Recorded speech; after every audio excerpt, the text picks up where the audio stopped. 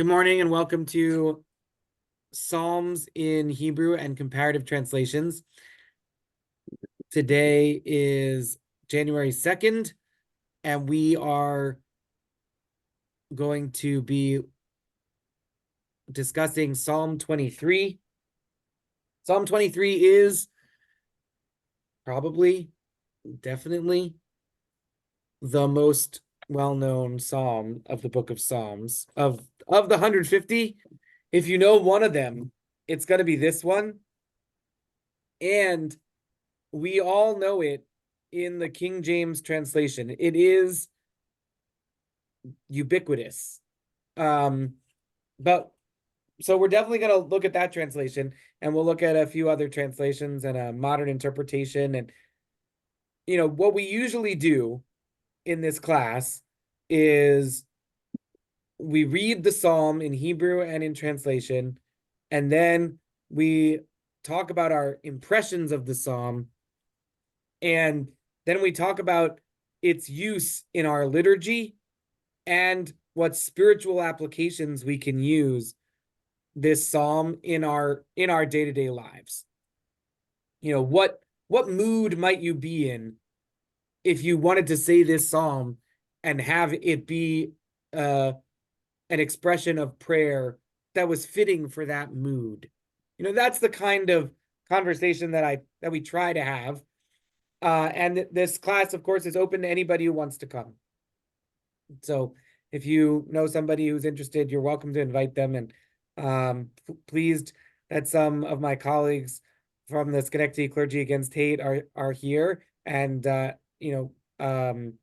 and continue to join us. And of course, anybody in your congregations or anybody is welcome. It's 10 a.m. on Tuesday, and I'm teach it on Zoom either way. So it's very, very accessible. Today, because of the fact that this psalm is so well known, a lot of times we look at psalms where maybe, we only know one verse from it because that's the verse that appears regularly in our liturgy. And so then it's really interesting to see that psalm in that verse in its original context. And there's a lot to talk about with that. Psalm 23 is different because we actually don't quote it in part in liturgy at all. It's so short, only 6 verses, and when we use it liturgically, we use the whole psalm. We never use part of it. Now, that's not to say that we don't allude to parts of the themes of the psalm in prayers, like we do, and I think probably in a tradition that has fewer sort of permanent prayers and more personal expression of prayer in public, like in some Christian churches, I imagine, like where there isn't a prayer book like there is in our service, I imagine that there are even more allusions to this psalm, right?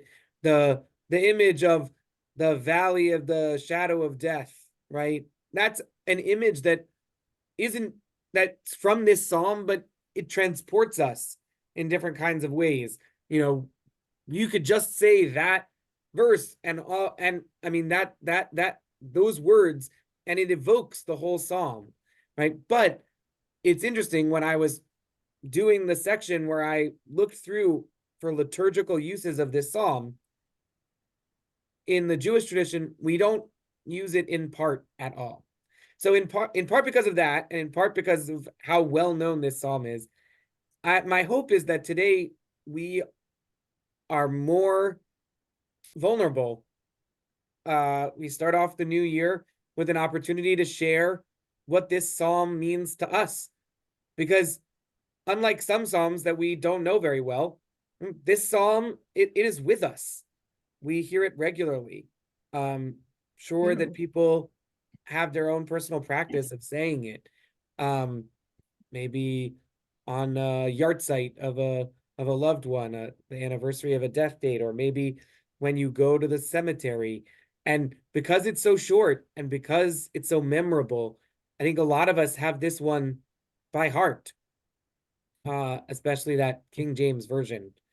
Um, that's so present in our culture. So let's start the way we usually start, with reading it in Hebrew and in some translations. But then there's less to teach about this psalm and more to experience. And that's what I'm hoping for us to do together this morning. All right, Psalm 23. Mizmor LeDavid, Adonai roi lo echsar, bino deshe yarbitzeni, al mei menuchot yinaleni. Nafshi yeshovev, yancheni b'magle tzedek leman shemo.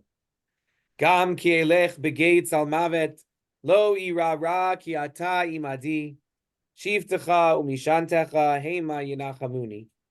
Taroch lefanai shulchan neged zorai, dishanta v'shemen roshi kosi revaya. Ach tov v'chesed yirjefuni kol yemei chayai, v'shavti beveit Adonai leorech yamim.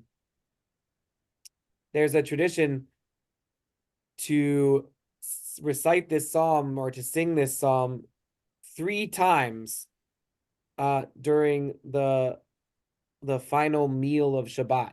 Right? It's traditional to have 3 meals on Shabbat, and during the Sudash Lishit, the 3rd meal, it's traditional to say this psalm 3 times before Birkat Hamazon, before the grace after meals. Some people have the tradition. There's a mystical tradition of reciting this psalm as part of Kiddush, as part of the sanctification of the day for Shabbat lunch. So some people say it at Shabbat lunch, and some people say it at the 3rd meal on Shabbat. But its association with Shabbat is very strong. I was thinking about singing it or chanting it through 3 times, and maybe we'll do that because I think that there's a beauty in its musical accompaniment. But first, let's read some of the translations. So let's see. Here is the King James Version. A Psalm of David. The Lord is my shepherd, I shall not want. He maketh me to lie down in green pastures. He leadeth me beside the still waters. He restoreth my soul. He leadeth me in the paths of righteousness for his name's sake. Yea, though I walk through the valley of the shadow of death, I will fear no evil, for thou art with me. Thy rod and thy staff, they comfort me. Thou preparest a table before me in the presence of mine enemies. Thou anointest my head with oil, my cup runneth over. Surely goodness and mercy shall follow me all the days of my life, and I will dwell in the house of the Lord forever.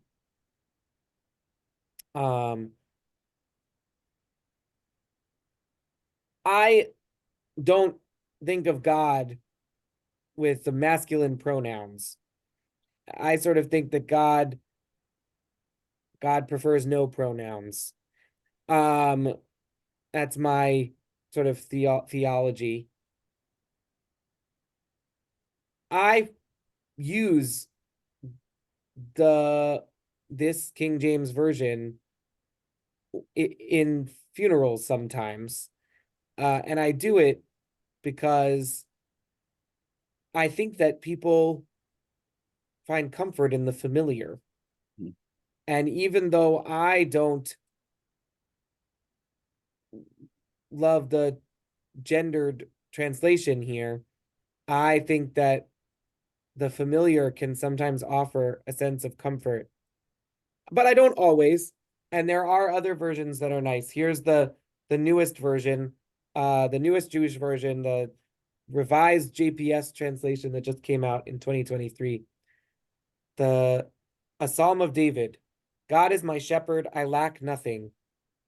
God makes me lie down in green pastures and leads me to water in places of repose, renewing my life, guiding me in the right paths as befits the divine name.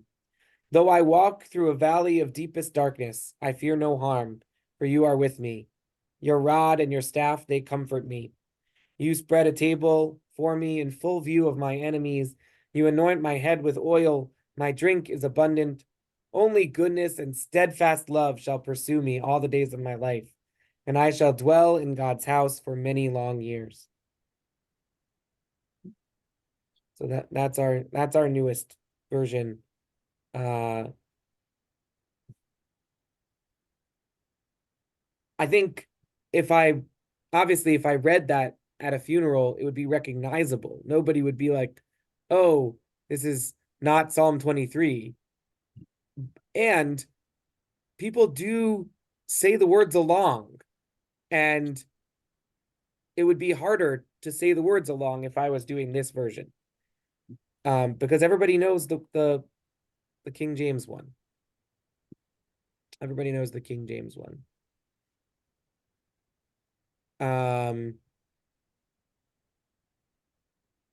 Here's a contemporary English. This is a Christian version from the contemporary English version of the Christian Bible.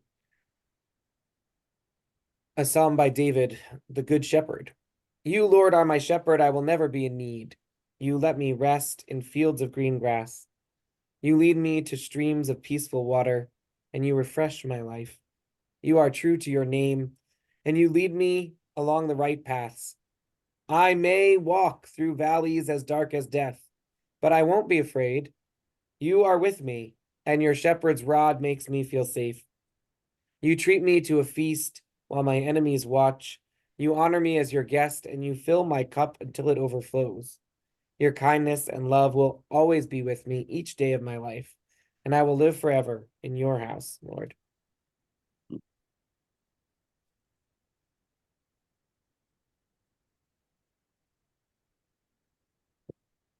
So I'm gonna read one more. This one I didn't give you. It's from Psalm Songs, by Gaia Arnoff Bernstein. Not a translation, but she read every psalm and she wrote an original poem based on a psalm. She did it when her youngest child was diagnosed with cancer. Um, and it's a beautiful collection. Psalm 23. You lead, and I'll follow and lack nothing. Cushion my falls. Softly I'll land in verdant fields, in calm water. Soothe my soul. Immerse me in justice and truth and in you. Leaning on you, I have no fear. I tread lightly through valleys and shadows and nightmares and terror of doomsday and death. Your bounty sustains me. I drink my fill. My thirst is quenched, and I, empowered by your master plan, can face whatever comes my way and live my days in peace.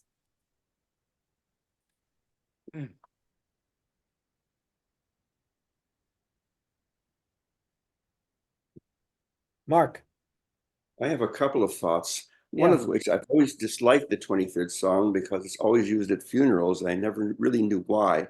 The other thing is I have a prejudice toward the King James version because I think it's the most it seems to have the most gravitas, and it makes to me it makes the most sense as a psalm rather than some of the other translations.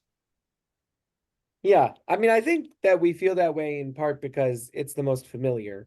I I mean, I do think that the our experience of the older English, the archaic form, ending things in est and other stuff like that, does give it a sense of gravitas too. I'm not knocking that. Like I do think that that's true. And I think that familiarity is a huge part of why that one feel like every other translation feels like, well, it's not the real thing. Hmm. Yeah. Yeah, I get that. I do. And that's part of why I use that translation even though I don't love the gendered words for God. Yeah, Mishka. I like all of the translations. To me, they all seem like poetry. They have that sort of feel where I can identify more with it because it is poetry. Do you think it's more poetry than some of the other Psalms we've looked at? Yes. Yeah. And again, I think it has to do with the uh the King James translation that we're much more familiar with. So these have a totally different tone.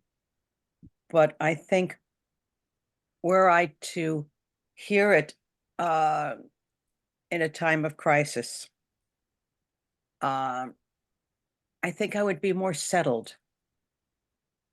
And I can't say entirely why, except that I'm drawn into it much more than I am with the standard translation that is used. I think it in a certain way, at a funeral or such, you might have to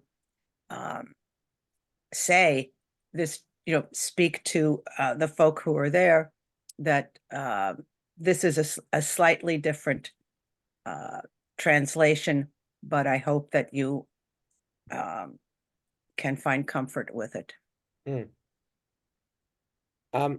Mark had said that he dislikes this psalm. He has an immediate aversion to it because of its association with death, with funerals, with the with its common liturgical use. And I'm wondering if other people feel an aversion to this psalm, or whether this psalm brings you comfort or something else. It doesn't have to be one or the other of those, but do other people resonate with Mark's comment? Henry, you had your hand up. Right. So yes, I resonate with Mark. However, as you were going over some of the translations, the new contemporary version, I thought it was just beautiful poetry as well. And it's one of those things, if in religious houses, that was repeated and repeated and repeated, we would think of it pretty much like we do of the current King James translation.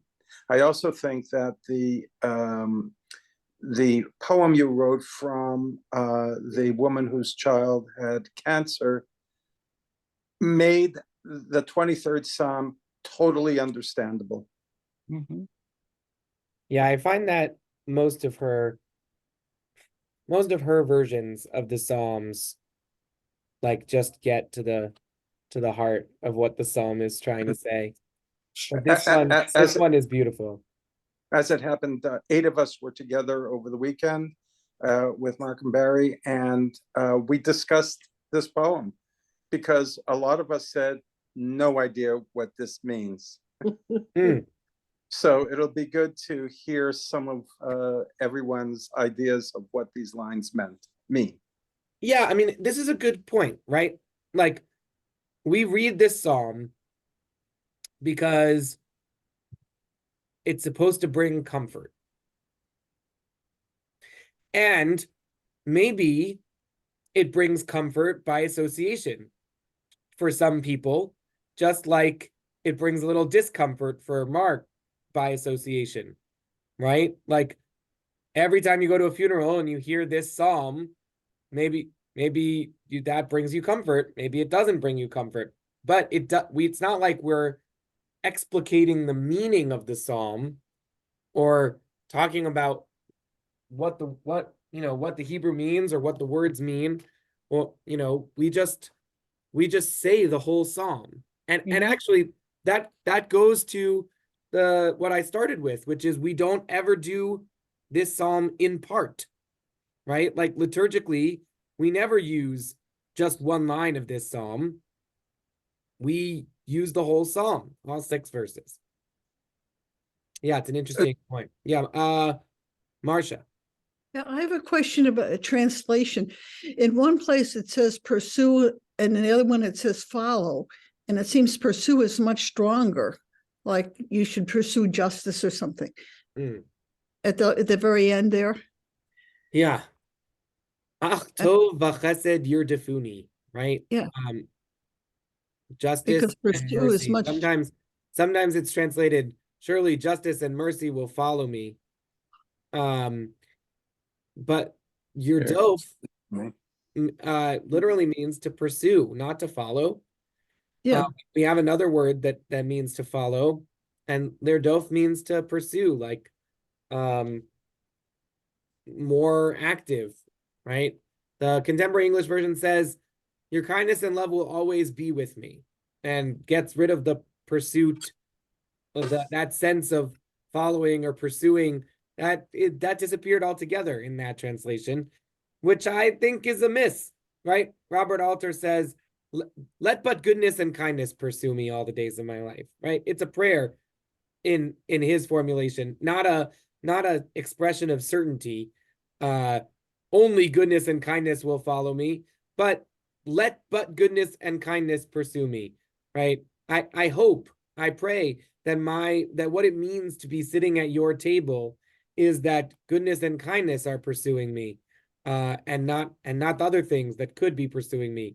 The the valley of the death's shadow.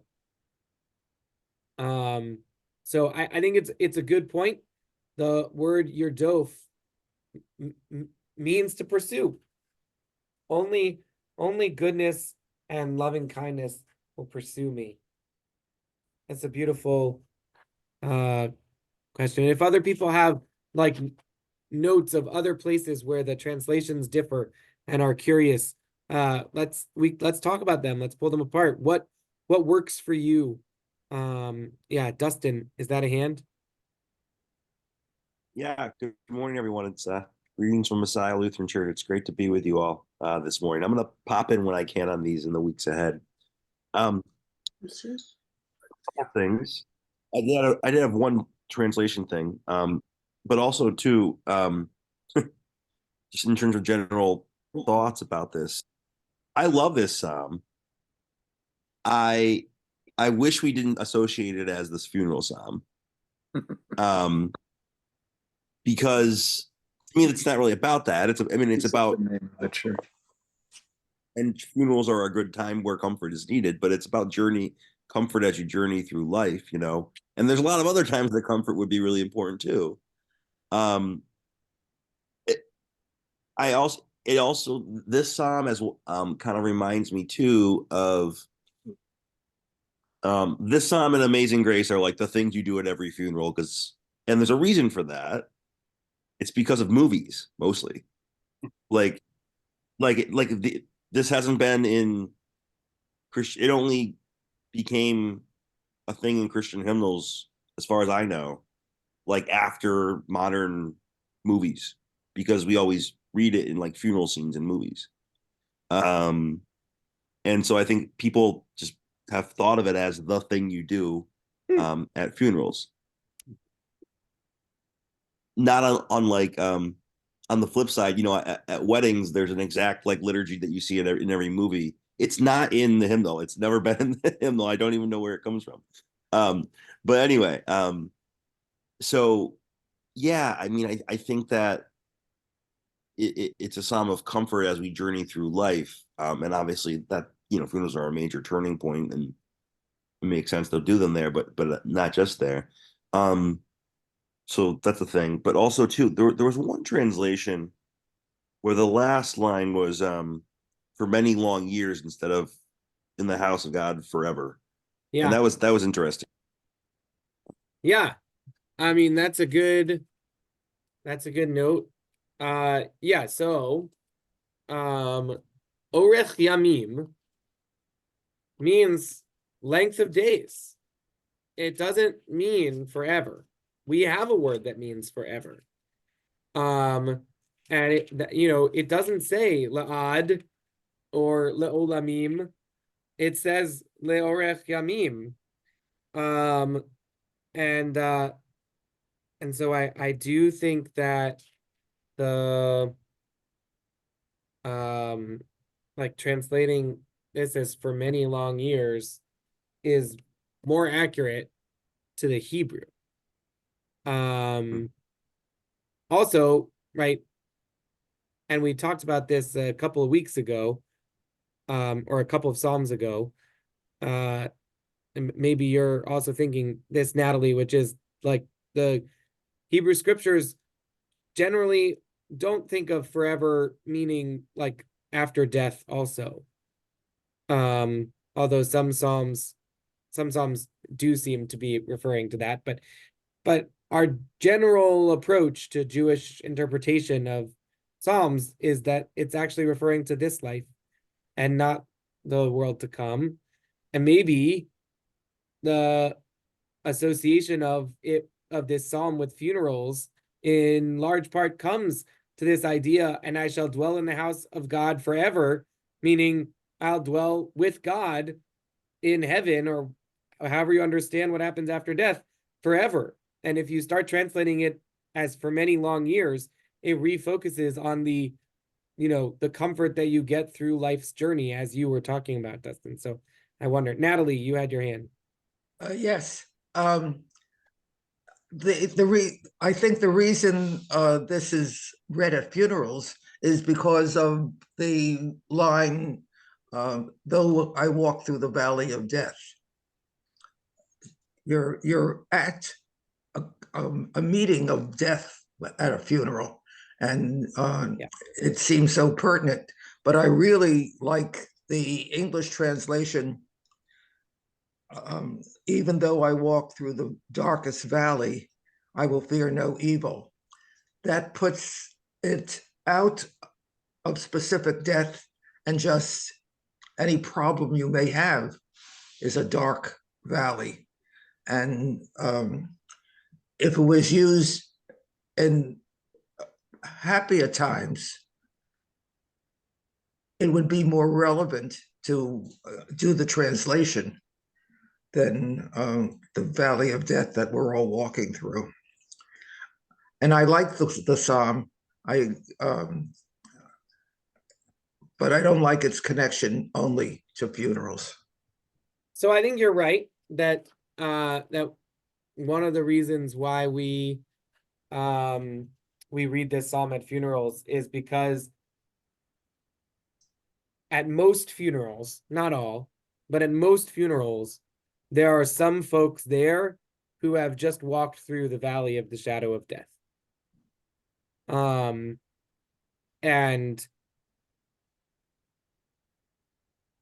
obviously the person who has died, who's at every funeral, I mean, that person may literally have walked through that shadow valley and didn't come out the other side. But at most funerals, there are people who loved that person who walked through that valley with them.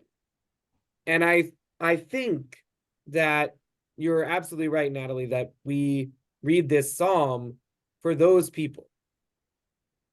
Even though I walk through the valley of the shadow of death, I don't fear harm. I don't fear death, because you, God, you are walking through this valley with me. And I think that is, or has the potential to be, powerfully comforting. Also, the word comfort literally is in this psalm, right? Your rod and your staff, they comfort me. Your rod and your staff, they comfort me. Mark. Well, you showed one version, I think the Quran version, that cleans up the King James version very neatly. Yeah, that one. This one, a Psalm Yeah, of David. The Lord is my rid of all shepherd, I the- shall not want. He makes me to lie down in green pastures. He leads me beside the still waters. He restores my soul. He leads me in the paths of righteousness for his name's sake. Even though I walk through the valley of the shadow of death, I will fear no evil, for thou art with me. Thy rod and thy staff, they comfort me. Thou preparest a table before me in the presence of my enemies. Thou anointest my head with oil. My cup runs over. Surely goodness and mercy shall follow me all the days of my life, and I will dwell in the house of the Lord forever. Yeah, it's very similar to the Yeah, if you just James. change the thou to you, you'd have a nice modern version. Yeah, I mean, right. So I think thou my sense of English is that at the time of the King James translation, the you was actually the more formal version of the second person, and thou was the more familiar. Like thou is what you would say to a family member, and you to a king. And so actually translating it thou creates this sense of familiarity, which we lose completely because for us, these and thous feel so archaic and formal and stilted. But I think its original intent, and maybe I'm wrong about this, but I think I learned it at some point. I think its original intent was actually to be familiar with God. Gary, you seem to did I get that right?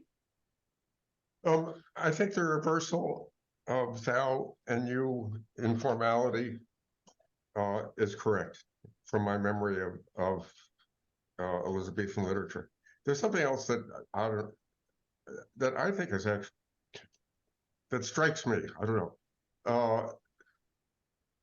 The first half of the poem, God is referred to as he in the third person.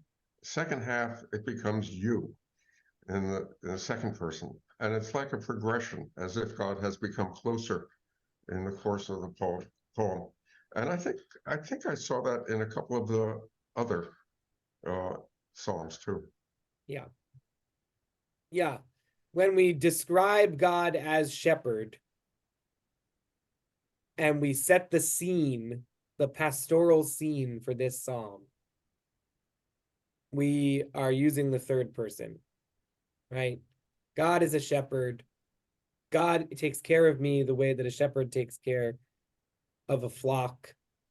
God provides for my pasturing and God provides for my water, right? All my needs are met because of God. And then once I've set the scene, once I've offered you that sense of calm in the face of life's turmoil, once I've said there is an entity with a rod and a staff that is providing a safe passage for you, us, myself, for the sheep of our existence, right? Then, yeah, then there's a shift in the tense of the psalm, and we direct the rest as a prayer to God directly. And I think in some sense, for me, the two parts of this psalm, it's like if it was in third person the whole time, it would feel very objectifying to refer to human beings just as sheep. And especially for me as a 21st century Jew living after the Holocaust with all of its like sheep to slaughter kind of imagery, I get uncomfortable with some of the pastoral stuff. But because, or maybe part of what brings this psalm so much like genius and power in its comforting is because of that shift that Gary points out. Because then the speaker of the psalm is not just I'm self-referential as a sheep, but also I'm an actor with a will and a conscience, and I am turning to God and expressing my own desire. And my own desire is for goodness and loving kindness. And my own desire is to experience this sense of closeness with God. And so and I do think that redeems, like the person is not just a sheep. Person is an actor, a person, human being. Gary, what do you think? Sure. Yeah.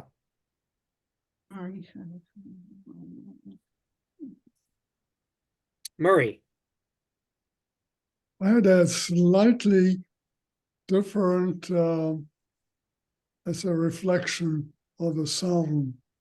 It seems to me that the author is expressing here a point in one's life, whether in the middle of life, in the beginning, or at the end, that God is the central source of the person's life.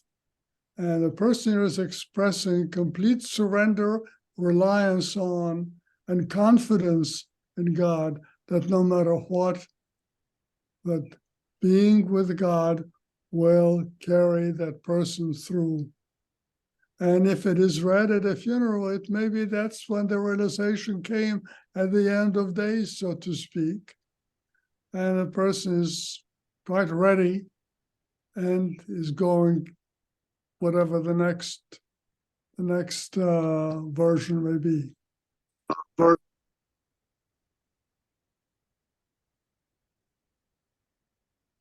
If I were to number the Psalms, I would number it 150. So that's an interesting point, right? Like the most famous psalm is the 23rd psalm. It doesn't have any, it is not the ending of any part, right? Psalm 22, we saw last time we met, is full of Christian and Jewish counter interpretations and allegorical explanations. Perhaps Psalm 22 is a psalm all about the experience of Jesus on the cross. Perhaps Psalm 22 is about the struggle of Queen Esther and Mordecai in Shushan, and Psalm 23 is about security in God's embrace, right? It's in some ways kind of a response to Psalm 22, which was all about desperation and a sense of abandonment. And Psalm 23 says, you don't have to feel abandoned. God is walking with you. You know, like that story of the footprints in the sand. You know, a person has a dream and he's walking on the beach with God and throughout his life. And sometimes there are two sets of footprints and sometimes only one. And he turns to God and says, where were you when I needed you most? And God says, oh, you've completely misunderstood. The times where there was only one set of footprints, those were the times where I was carrying you. Right? Sometimes we have an experience of abandonment, but we can re-understand that as an even closer relationship with God.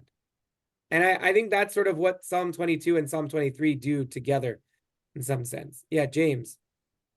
Yeah, I resonate with what Murray was saying.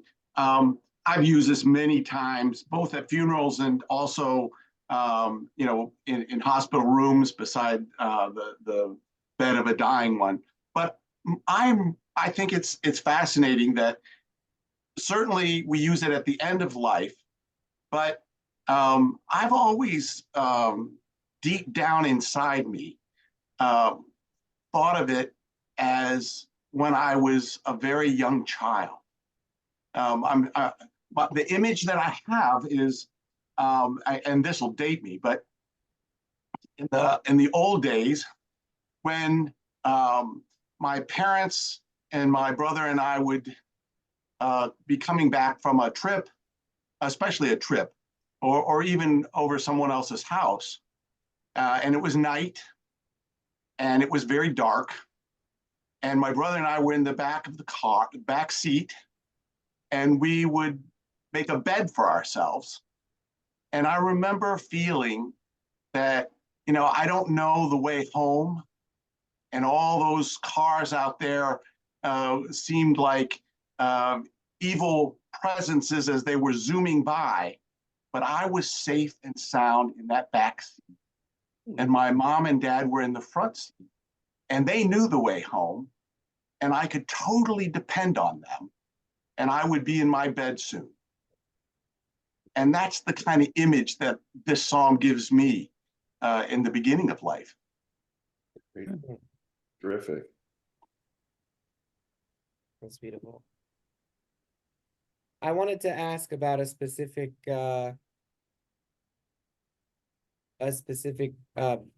phrase, which is the beginning of verse 3, often translated, "He restoreth my soul," or renewing my life, or refreshing my soul. Nafshi yishovev. Nafshi yishovev. What does it mean to you that your soul is revived? Or Robert Alter says, "My life he brings back." The contemporary English version, "and you refresh my life." The Gaia Aronoff Bernstein retelling translates it as "soothe my soul." What does it mean to you to think of your life or your soul being renewed or refreshed?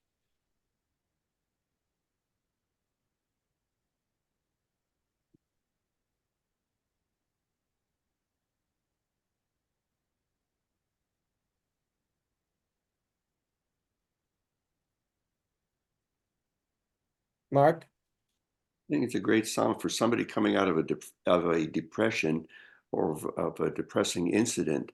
That could be very comforting. So maybe there's something really comforting about this image of life returning, of a renewal, of a being refreshed or revived. Well, there are folk who use that every morning when they wake up, and they're able to wake up. Psalm 23? That particular part of it. Really? My soul is revived as a wake up. Nice. Can I say something? Go ahead. For me, one of the most important lines is walking in the shadow of death.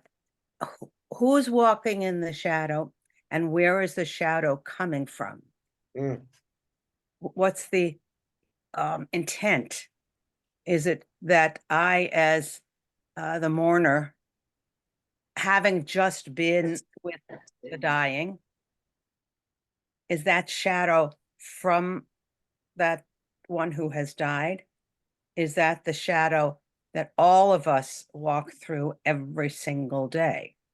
And the way I was reading it initially has been really confirmed by all that I'm hearing. And I also feel like that's the line that is the transition from the third person to the second person in the second part of the psalm.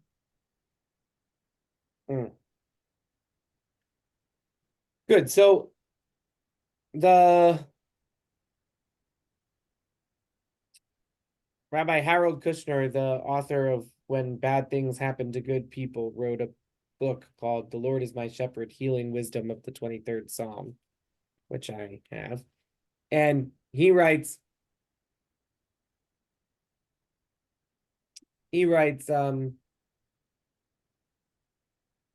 most Bible scholars agree the Hebrew text does not speak of the shadow of death.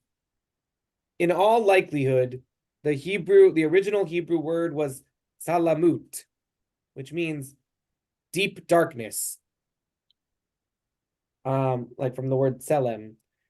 The psalmist is saying that even when he walks in a dark valley, despite the uneasy feeling, he and most of us have in the dark, he is not afraid. But the editors of the King James Bible read it as two words, Sal Mavet, instead of one word, Salamut. And Tel means shadow, and Mavet means death. So they read the shadow of death. And in a sense, they may have understood what the author was trying to say better than the author himself did. It is not the fact of death, but the knowledge that we will one day die that casts a shadow over our lives. So what is it to walk through the darkest valley? Walking through the darkest valley is the knowledge of death. And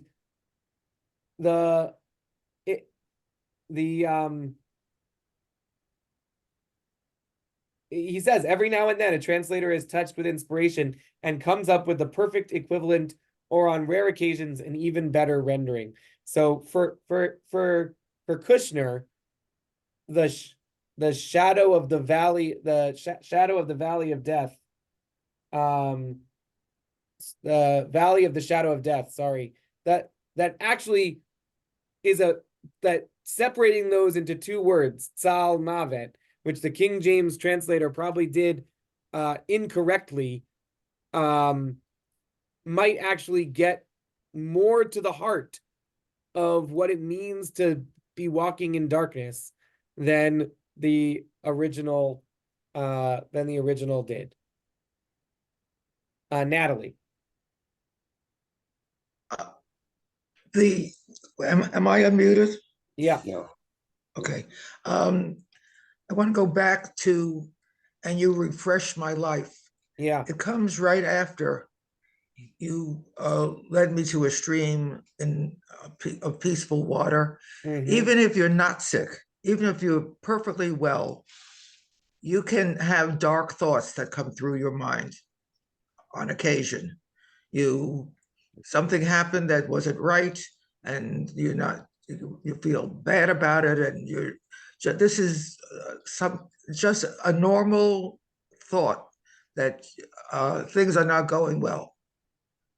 That's when you need to know that you have God with you, and he's going to let you take a rest and look at things through a better lens and refresh your soul, so that you don't have to be on the edge of suicide to have thoughts that are dark to you. And so everyone can benefit from thinking that your life will be refreshed. You'll go back to having good thoughts and continue in your life with God watching over you. Yeah. I think one of the reasons why we read this psalm on Shabbat, which, Mark, maybe if it was your custom to read this psalm every Saturday lunch and every Saturday dinner, you wouldn't associate it so much with funerals that you wouldn't like, right? Like there are people who do this psalm every single week. No, you're absolutely right, Rabbi. And I think it's a beautiful psalm. And to associate it with funerals all the time is kind of a downer. I like the idea of using it on Shabbat. I think the reason why people use it on Shabbat is because of the line, Nafshi Yeshovev, you restore my soul, you refresh my life. And it's exactly what Natalie was talking about. There's all these things that happen in the day-to-day that might separate you from your needs, where you don't necessarily have the ability to have streams of peaceful water, rest in fields of green grass.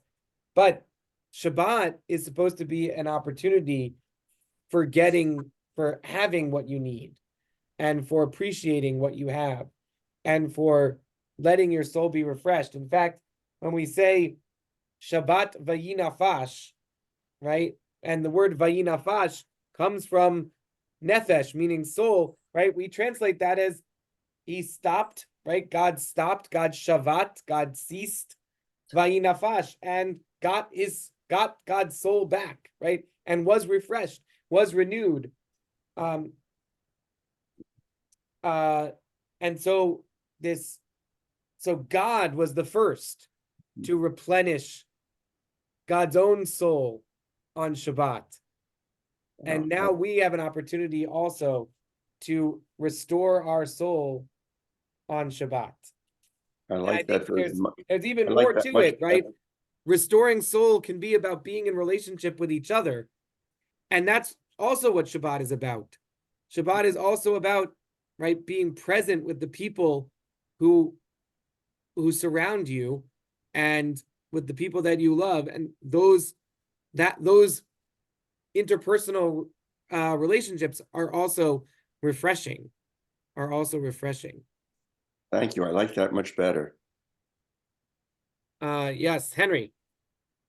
So all of the discussion on life and death still, to me, doesn't get to the fact that we all know this psalm.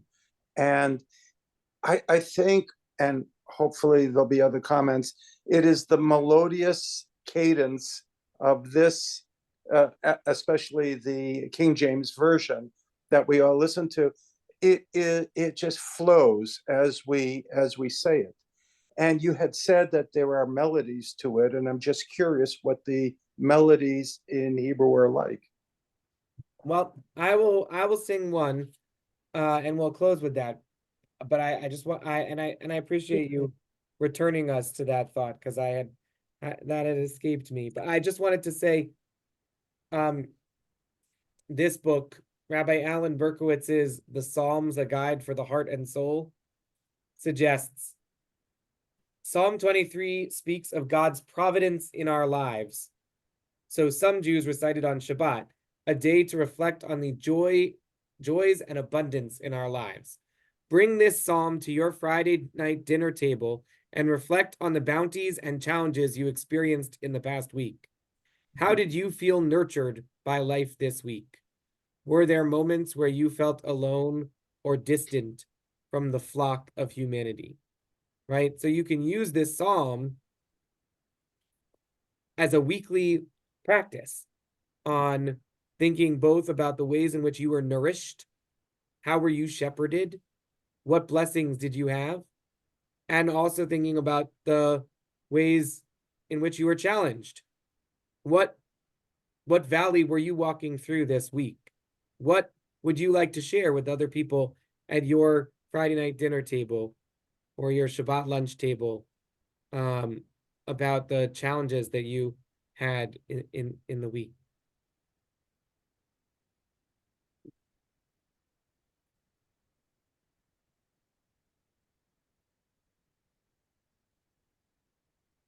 The final image is to abiding in God's house.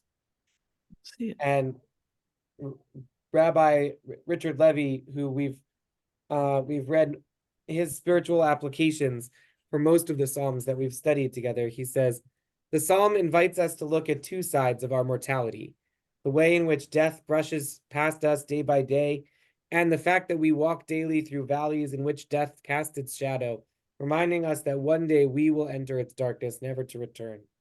What would it feel like for us to abide in God's house? What does that house look like?